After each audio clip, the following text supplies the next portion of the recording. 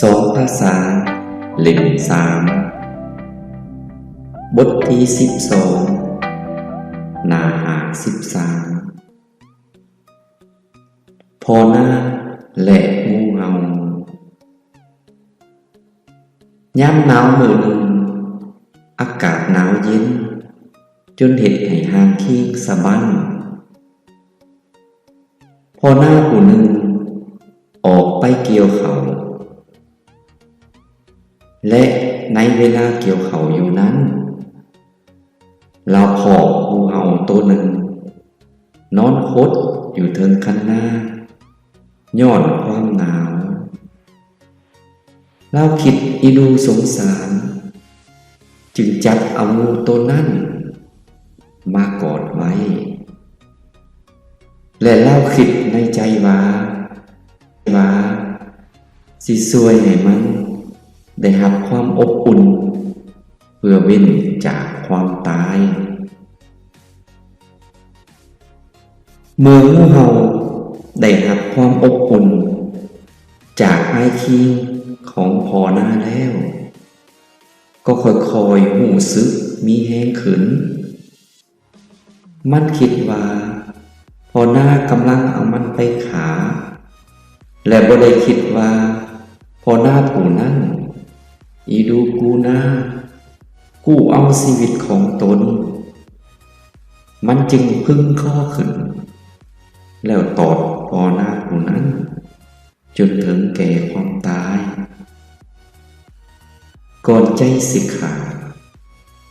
พอหน้าได้เว้าออกคอยๆว่าการทำคุณกับสัตว์ที่มีผิดนั้น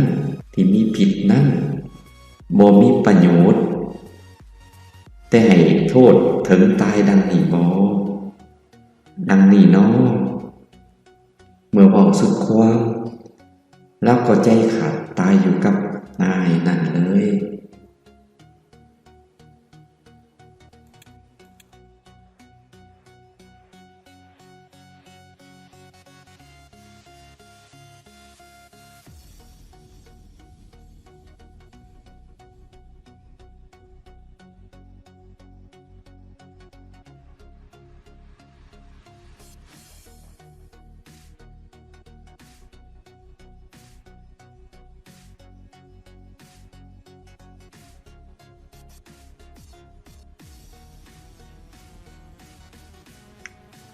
sống ngự tập 3 bài 12 trang 53 ông nông dân và con rắn hổ mang. Vào một ngày mùa đông không khí lạnh ngắt đến nỗi làm cho thân thể run rẩy, một ông nông dân đi gặt lúa và trong quá trình gặt lúa đó ông gặp một con rắn hổ mang nằm có trên bờ ruộng vì rét. Ông ta thương hại nên mới cầm con rắn đó về ôm ấp và nghĩ trong lòng rằng sẽ giúp cho nó được nhận sự ấm áp để thoát khỏi cái chết. Khi rắn hổ mang nhận được hơi ấm từ thân thể của ông nông dân rồi cũng dần dần cảm thấy khỏe lên. Nó nghĩ rằng ông nông dân đang đem nó đi giết và không nghĩ rằng ông nông dân đó thương tình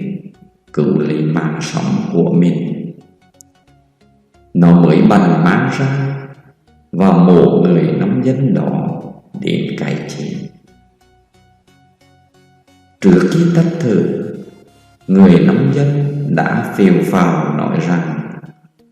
việc làm phước với vật có độc đó không có ích lợi mà còn gây hại đến chết như vậy hả? Vừa dứt lời thì ông ta đã tắt thở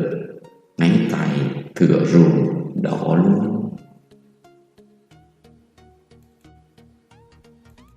เพื่อนๆจือ Subscribe สนับสนุน Channel แน่เด้อ